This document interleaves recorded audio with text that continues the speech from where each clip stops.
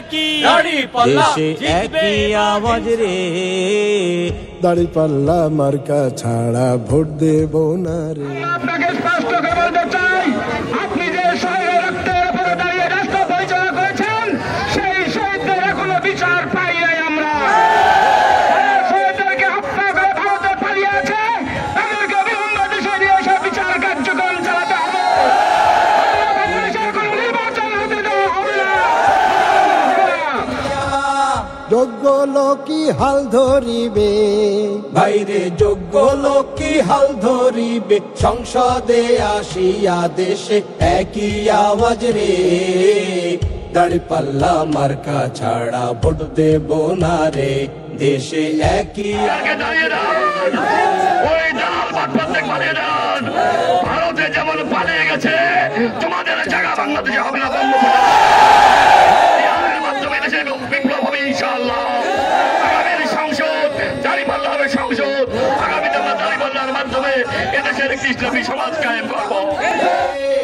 আদর্শ এক দেশ গড়িব, বাইরে আদর্শ এক দেশ গড়িব, স্বপ্ন আছে দিলে দেশে একই আওয়াজ রে, দাঁড়িপাল্লা মার্কা ছাড়া ভোট দেব না রে, দেশে একই আওয়াজ রে, দাঁড়িপাল্লা মার্কা ছাড়া ভোট দেব না রে।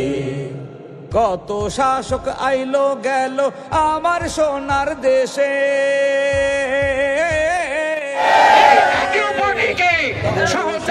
কার্যকর নিষিদ্ধ ঘোষণা করতে হবে। দেশকে স্বৈরাচারী ফ্যাসিস্টের দোসর হিসেবে কাজ করছে।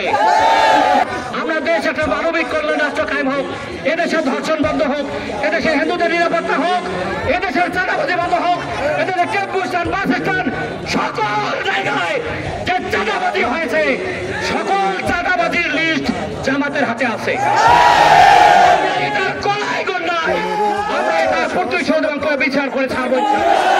সম্মানিত ভাইরা, আজকে দেশবাসী জামাতের পেছনে ঐক্যবদ্ধ হয়ে আগামী নির্বাচনে সবুজ ব্যালট বিপ্লবের মাধ্যমে জামাতকে সরকারে নিয়ে যাবে ইনশাআল্লাহ।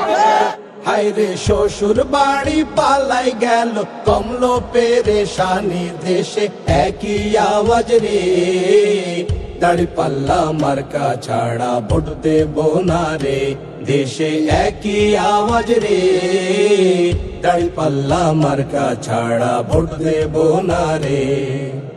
এবার আমরা ঠিক করেছি, ভুল হবে না।